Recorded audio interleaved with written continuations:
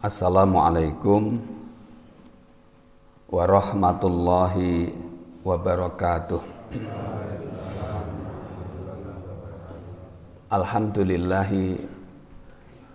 Alhamdulillahilladzi hadana li hadza wa ma kunna linahtadiya laula an hadanallah. Asyhadu an la ilaha illallah wahdahu la syarikalah wa asyhadu anna Muhammadan abduhu wa rasuluh. Allahumma salli wa sallim ala nabiyyina Muhammadin wa ala alihi wa sahbihi ajma'in. Amma ba'd. Bapak Ibu adik-adik jamaah subuh rahimakumullah. Alhamdulillah wa syukrulillah, puji syukur kita haturkan kehadirat Allah Subhanahu wa taala atas segala karunia dan nikmatnya, lebih-lebih taufik dan hidayahnya. Pagi hari ini kita diringankan oleh Allah untuk menunaikan sebagian dari kewajiban-kewajiban kita, mulai tadi pagi bahkan malam sampai dengan hari ini, dan insya Allah kita lanjutkan pada siang, malam, besok dan seterusnya. Salawat dan salam semoga tetap tercurah limpahkan pada junjungan kita Kanjeng Nabi Agung Muhammad sallallahu alaihi wasallam, pada para keluarga, para sahabat dan juga umatnya. Semoga kita sekalian termasuk orang-orang yang diridhoi oleh Allah untuk menerima syafaatnya. Amin ya rabbal alamin. Jamaah subuh rahimakumullah. Tadi malam pukul 1:30 saya menyampaikan materi kuliah subuh pagi hari ini. Pulang ronda, buka laptop, kemudian buat PowerPoint beberapa sampai jam 1:30, kemudian saya kirim. Pun diwaca dereng. Yang melihat banyak lah. Sudah banyak dilihat tapi mungkin tidak dibaca, dibuka tok. Tolong nanti bisa dibuka. Saya beri judul menjadi mukmin sejati. Sayang baterainya ngen kula entek. Tidak bisa dibuka. Jadi menjadi mukmin sejati. Bisa pinjam Mas Marzuki? Ini habis baterainya, tidak bisa. Beberapa ayat kita haturkan, kita sampaikan sebagai rujukan tentang judul, tentang tema kita pada pagi hari ini, yaitu menjadi seorang mukmin sejati. Orang yang benar-benar beriman itu seperti apa? Dengan harapan kita nanti akan berupaya sekuat tenaga untuk menjadi orang yang seperti itu, karena itu yang dimaui oleh Allah, itu yang dikehendaki oleh Allah Subhanahu wa taala. Nah, target kita tentu seperti itu. Tentang kemudian targetnya tidak tercapai 100%, nah itu tidak masalahnya. Artinya sesuai dengan kondisi kita masing-masing. Tetapi kita harus punya target yang maksimal. Bagaimana menjadi seorang mukmin yang sebenar-benarnya, mukminuna haqqan gitu ya. Di mukmin sejati itu seperti apa? Jamaah sekalian rahimakumullah. Jadi kita sudah sering mendengar, membaca tentang pengertian iman. Jadi iman itu tasdiqul qalbi wa iqrarul lisan wa arkanul arkan. Jadi iman itu membenarkan di dalam hati, kemudian mengikrarkan, mengucapkan dengan lisannya, dan membuktikan dengan perbuatan. Namun harus dimulai dari hati. Membenarkan, meyakini dengan hati kita maka kemudian akan lahir ucapan berdasarkan iman, akan lahir perbuatan berdasarkan apa yang diyakini di dalam hati itu. Maka kalau Bapak Ibu, adik-adik sekalian pernah mendengar istilah inner beauty, di kecantikan yang dari dalam itu sesungguhnya ya iman itu. Di orang yang menampakkan kecantikan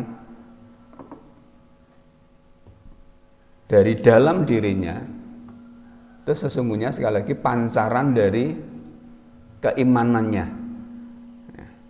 Atau iman itu juga bisa disebut sebagai inner power. Jadi kekuatan dari dalam yang melahirkan ucapan dan perbuatan. Dan ini dahsyat. Munculnya atau lahirnya ucapan dan perbuatan itu sangat kuat. Bahkan kadang tidak bisa dicegah, tidak bisa dibendung. Karena itu berdasarkan apa yang diyakini. Kalau sudah yakin ini benar, maka kemudian saya harus katakan misalnya. Karena saya yakin ini benar, maka saya harus lakukan. Atau sebaliknya, saya harus tinggalkan misalnya. Sama sekalian, alhamdulillah, itu iman. Dan iman itu bertambah karena ketaatan dan berkurang karena dosa dan kemaksiatan.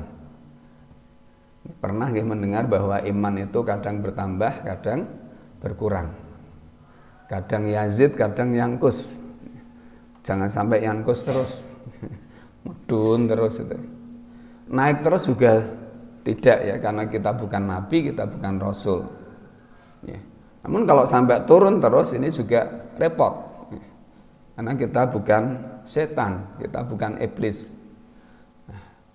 Jadi wajar kalau keimanan kita kadang naik, kadang turun, kadang bertambah, kadang berkurang.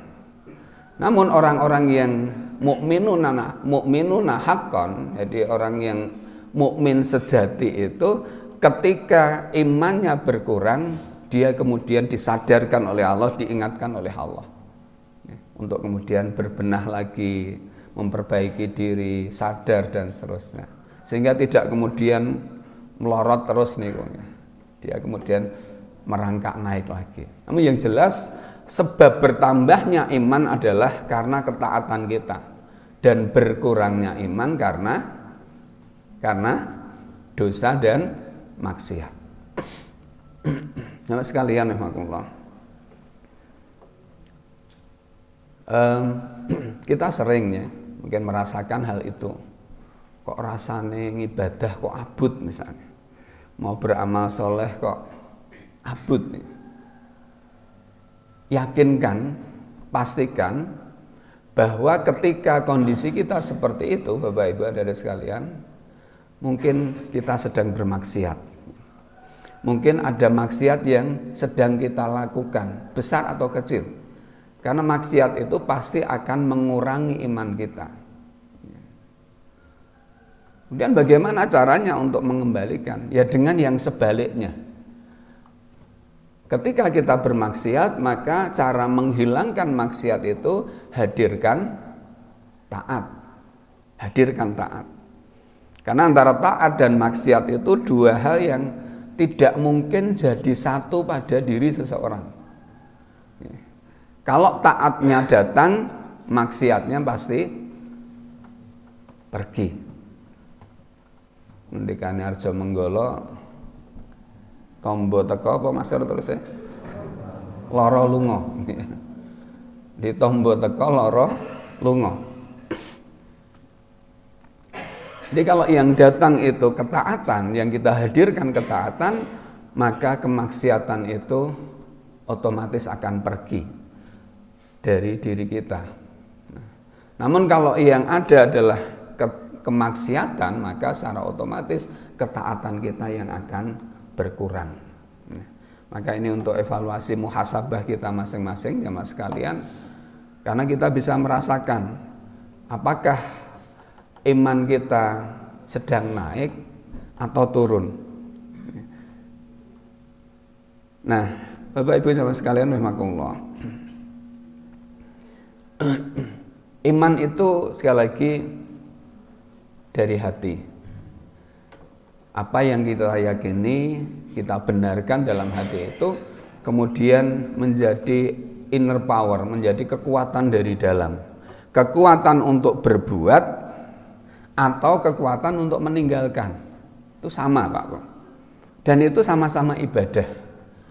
Karena ibadah itu menjalankan perintah Allah itu ibadah, meninggalkan larangannya juga ibadah. Dan itu hanya bisa dilakukan, digerakkan dengan iman kita. Bapak Ibu panjenengan mampu bangun setiap malam jam 2, jam 3. Kalau bukan karena iman tidak mungkin. Tidak mungkin itu bisa dilakukan. Panjenengan hadir di masjid ini, kalau bukan karena iman kita, berat, Pak, berat. Maka yang daya geraknya itu berkurang, ya. Mohon maaf, ini saudara-saudara kita sebagian sudah tidak hadir.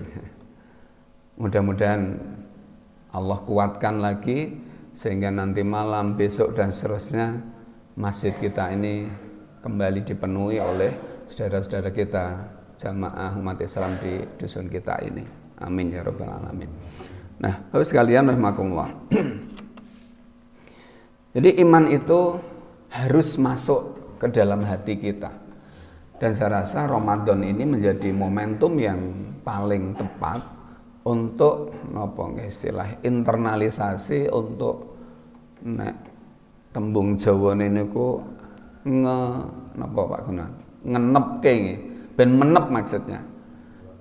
Ya, diinternalisasi di dalam hati kita agar iman kita benar-benar masuk, kemudian mewarnai seluruh aktivitas kita, bahkan pikiran-pikiran kita serta aktivitas kita sehari-hari itu diwarnai oleh kekuatan iman kita.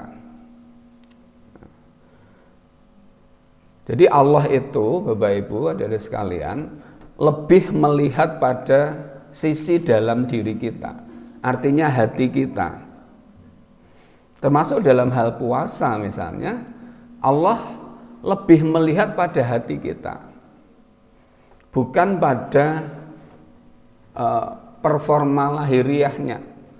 Kayak poso ketok ngelih tenan misalnya, poso ketok tenanan lambene ngantek meletek misalnya. Poso ketok tenanan kaya mumet iki ketok tenanan misalnya. Bukan pada itu. Wetenge nganti napa? Gaping ketok ususe kelet. Klurak-kluruk wetenge misalnya. Bukan pada itunya. Bukan pada itunya. Karena Rasulullah pernah ngendika mengingatkan pada kita bahwa Kanjeng Nabi itu menjelaskan bahwa Allah itu tidak butuh puasanya orang yang tidak bisa meninggalkan omongan dusta, wa amala bihi, dan dia mengamalkannya, wal jahla, dan dia berlaku bodoh. Allah tidak butuh itu. Maka barang siapa yang melakukan itu, ini akan rugi besar. Jadi Allah melihat sisi dalam, bagaimana hati kita, bagaimana iman kita.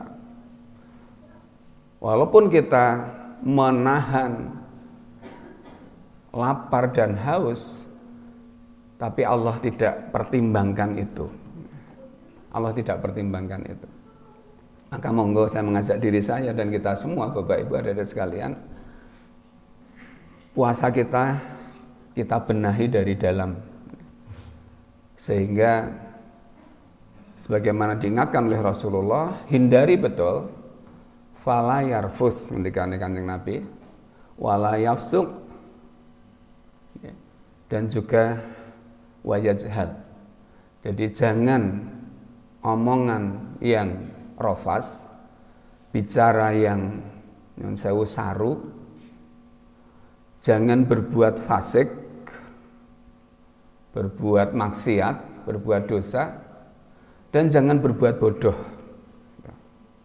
Ini diingatkan betul oleh Kanjeng Nabi. Ketika kita puasa, kita harus hindari itu. Harus hindari itu. Artinya puasa kita tidak sekedar tidak makan dan tidak minum. Sama sekalian rahimakumullah,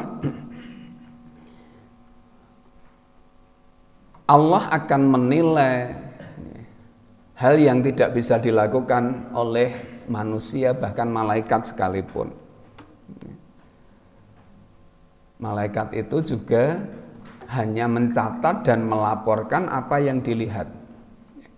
Misalnya kita hari ini, pagi hari ini hadir di masjid salat berjamaah, mengikuti kuliah subuh dan seterusnya. Insya Allah dicatat, dilaporkan kepada Allah oleh malaikat raqib. Insya Allah, karena ini amal kebaikan. Tetapi apakah kemudian seluruh catatan malaikat itu diterima oleh Allah atau tidak? Nah, ini malaikat pun tidak tahu. Malaikat pun mboten ngertos. Sehingga banyak nanti Bapak Ibu orang yang sesungguhnya catatan laporan dari malaikat itu banyak amalnya, tetapi yang diterima itu ternyata tidak sebanyak apa yang dilaporkan. Tidak sebanyak yang dilaporkan. Seperti perbuatan atau amal orang yang benar-benar luar biasa, amalan-amalan terbaik, jihad fisabilillah misalnya. Kemudian berinfak, menyebarkan ilmu ya. Yang konon itu merupakan amalan-amalan yang bisa menghantarkan dia masuk ke surga pada rombongan awal ya. Tetapi kemudian justru berbalik, justru orang-orang itu diseret, dilemparkan ke neraka disebabkan karena niatnya, artinya hatinya. Yang itu tidak bisa dilihat, dinilai oleh malaikat. Malaikat melaporkan si fulan itu dulu ketika hidup di dunia menjadi pemberani, menjadi pejuang, menjadi pahlawan dan mati syahid. Artinya mati di medan perang. Harusnya akan kemudian mendapatkan surga terbaik tanpa hisab bahkan. Namun ketika dilaporkan kepada Allah, ternyata Allah ngendika bahwa dia berdusta. Kadzabta, kamu berdusta. Kamu dulu di dunia seperti itu kan hanya karena agar kamu dianggap orang yang pemberani, agar kamu dianggap sebagai pahlawan, dan itu sudah kamu dapatkan waktu di dunia dulu. Semua orang mengakui, semua orang tahu bahwa kamu adalah pemberani, kamu adalah pahlawan. Jadi ada kata-kata agar kamu dikatakan. Berarti kan mboten tulus, itu bukan karena Allah. Sama sekalian Allah. Jadi Allah itu sekali lagi tidak sekedar melihat sisi lahir kita, bagaimana gerak-gerik kita setiap hari. Tidak hanya melihat itu, bagaimana sholat kita, puasa kita, infak, zakat dan seterusnya. Sebagaimana Kanjeng Nabi ngendika, innallaha la yanzuru ila suwarikum wala ila ajsamikum walakin yanzuru ila qulubikum wa a'malikum. Sesungguhnya Allah itu tidak melihat pada wajahmu, tidak melihat tubuhmu, fisikmu, tetapi Allah itu melihat hatimu dan amalmu. Jadi hati kita yang dilihat oleh Allah. Artinya bagi kita Bapak Ibu adik-adik yang secara fisik tidak begitu menguntungkan, bukan masalah itu ya. Wong sing diberesani Gusti Allah itu atine, bukan masalah. Bagi kita yang mungkin kulitnya tidak begitu cerah, ya, bukan sah khawatir, tidak usah sedih. Karena yang dilihat itu adalah hati kita. Yang penting atine sing resik, atine sing bening, senadyan kulite buket. Kulite buket mboten napa-napa, sing penting atine sing bening. Karena berat Bapak Ibu, nalika kulite bening, rupane ayu, rupane bagus, tapi diletakkan hati yang buruk itu lebih berat. Jadi kalau ada orang yang secara fisik itu bagus, sempurna, cantik, ganteng, tetapi di dalam dirinya diletakkan hati yang buruk, itu lebih berat. Nek cara awake dhewe nek nyun sewu rupane elek, atine elek iku wis rada memper ngoten niku. Ning iki rupane bagus, rupane ayu kok atine elek itu. Ini kan repot. Nah, sing luar biasa niku ya napa fisike apik, atine apik. Minimal senadyan fisike ora patek menguntungkan, atine yang bagus. Sama sekalian Allah.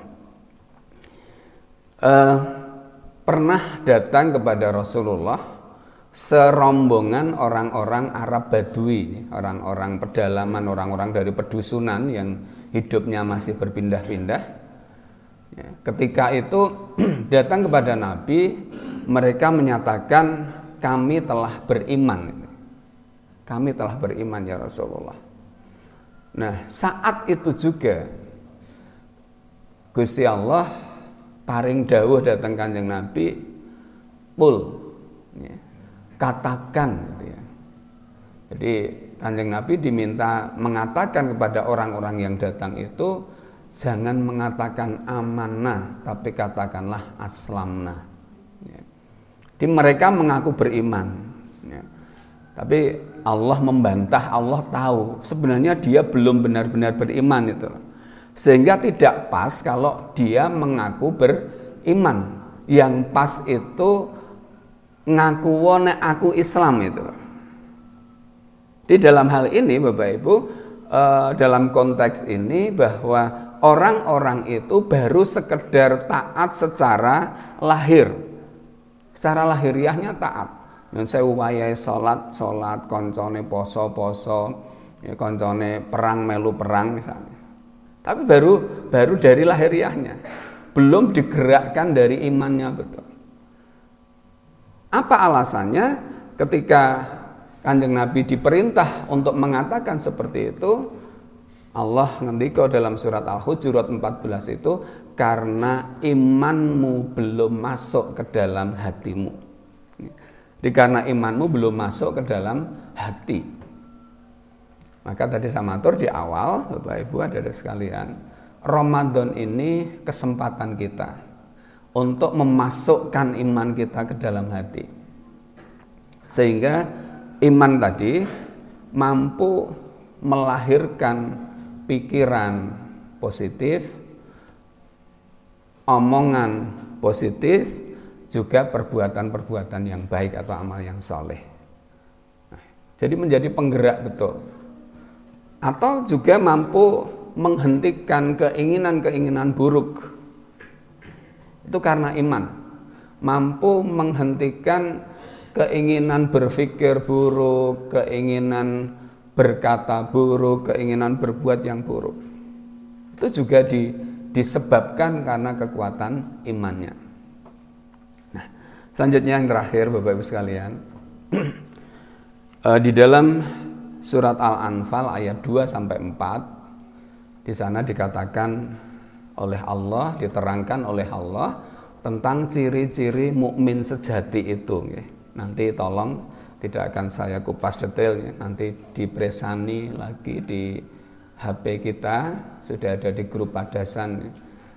Ciri-ciri mukmin sejati itu diterangkan di dalam Al-Qur'an surat 8, surat Al-Anfal ayat 2 sampai 4, kemudian ayat 74. Allah menerangkan di sana bahwa orang-orang yang beriman itu adalah orang yang ketika disebut nama Allah maka ada getaran di dalam hati. Bukan drodok, bukan, itu terlalu ekstrim itu. Begitu disebut nama Allah terus ya, ada getaran. Getaran itu bisa disebabkan karena rindu, karena cinta, juga bisa disebabkan karena takut. Di orang yang beriman, Bapak Ibu, orang yang imannya kuat, ketika dia mungkin merasa lalai, merasa abai, itu bisa jadi kemudian ketika mendengar nama Allah itu hatinya tergetar karena takut akan akibat yang dia lakukan. Karena orang yang bertakwa itu bukan orang yang tidak bersalah. Orang yang bertakwa itu juga pasti pernah bersalah. Hanya saja ketika bersalah orang yang bertakwa itu insya Allah diingatkan oleh Allah untuk kemudian mohon ampun kepadanya. Walladzina idza fa'alu fahisyatan aw dzalamu anfusahum dzakarullah fastaghfaru lidzunubihim. Jadi orang yang bertakwa itu ketika salah kemudian ingat kepada Allah dan mohon ampun kepadanya. Bedane wonten mriki sama sekalian. Orang yang tidak bertakwa nek salah mbablas mawon terus. Tapi orang yang bertakwa itu ketika salah dia kemudian ingat kepada Allah dan selanjutnya mohon ampun kepadanya. Ya. Jadi bergetar hatinya. Kemudian yang kedua, orang yang beriman itu, mukmin yang sebenarnya itu ketika dibacakan ayat-ayat Allah atau melihat ayat-ayat Allah yang ada di alam semesta itu, maka zadathum imanah, imannya bertambah. Mirsani, alam semesta ini kan ayat Allah, bahkan diri kita ini banyak sekali ayat Allah, tanda kekuasaannya.